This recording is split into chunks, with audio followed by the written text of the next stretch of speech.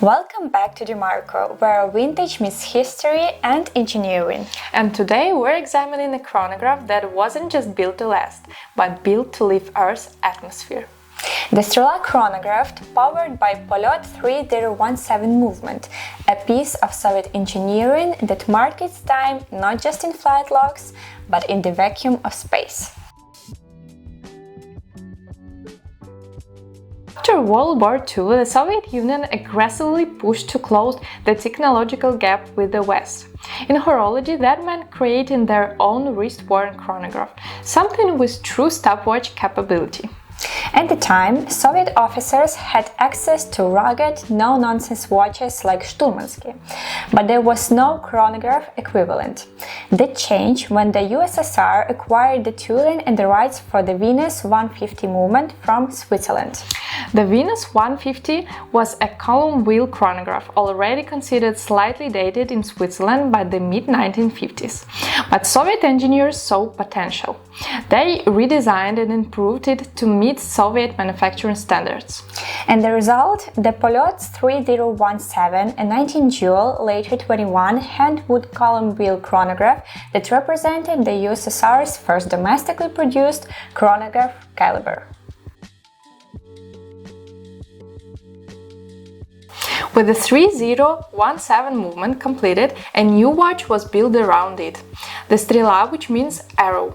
First introduced in 1959, these watches weren't commercial products. They were issued exclusively to Soviet pilots, navigators, and select officials. Think of them as mission-specific instruments. The original Strela featured a compact 36mm chrome-plated brass case, a setting chrome dial, and two subdials, a running seconds at 9 o'clock and a 45-minute counter at 3. Multi-scale dials were common: telemeter, tachymeter, and central chronograph seconds.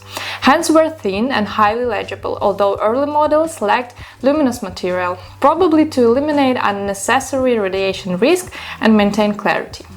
In short, utilitarian by design, scientifically focused, and engineered for precision. On March 18, 1965, cosmonaut Alexei Leonov stepped out of Vashod 2 and became the first human to perform an EVA, extravehicular activity, a spacewalk. On his wrist, a Strela chronograph. That makes it the first chronograph worn during a spacewalk, months before Omega's Speedmaster entered the scene. Why Strela? Simply put, it was the only domestically produced chronograph with proven reliability. The Poljot 3017 was hand-wound, gravity-independent and mechanically robust, ideal for zero-G environments. Mechanical watches are naturally vacuum-resistant. With proper case integrity, they can operate through temperature extremes, pressure drops, and vibration, all of which Leonov faced in orbit. The Strela passed that real-world test, timing his historic 12-minute EVA flawlessly. It remains standard cosmonaut gear for many years to follow. 3017 is a textbook example of vintage column wheel chronograph. It runs at 18,000 beats per hour, 5 ticks per second, balancing accuracy with durability. Column wheel construction offers smoother chrono engagement than cam lever designs, but it's more complex and labor-intensive to manufacture. That's why it's still considered a premium design choice, even in modern chronographs. Its two-register layout keeps the movement slim while delivering excellent function. And that 45-minute totalizer, a deliberate Soviet tweak, potentially for longer duration aviation or orbital tasks. The finishing was utilitarian, no Geneva stripes, no beveled edges, but functionally robust. These were tools, not dress pieces. Now let's get into the branding. The watches powered by the 3017 were released under three main names: Strela, Poljot and Sekonda. They all use the same core movement, but the difference lies in the dial branding, design and intended market. The earliest models, from 1959 to around 1964, carried the name Strela in Cyrillic. These were issued to Soviet military pilots, cosmonauts and scientists. They were never sold to the general public. The dials were always light-colored, silver, white or cream, and early example didn't have lume. From 1964 onward, the branding changed. The dials now say Poljot in Latin script.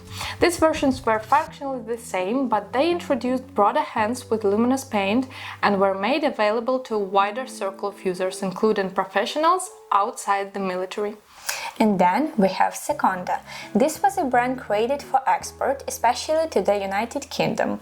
These watches were essentially identical to Poljot's inside, same 3017 movement, but the dials were labeled Sekonda and used simplified styling for Western tastes. And importantly, this is key for the collectors, the black dial variants only appear in Poljot and Sekonda models. Strela never had black dials. If you see one, it's either mislabeled or assembled from mixed parts.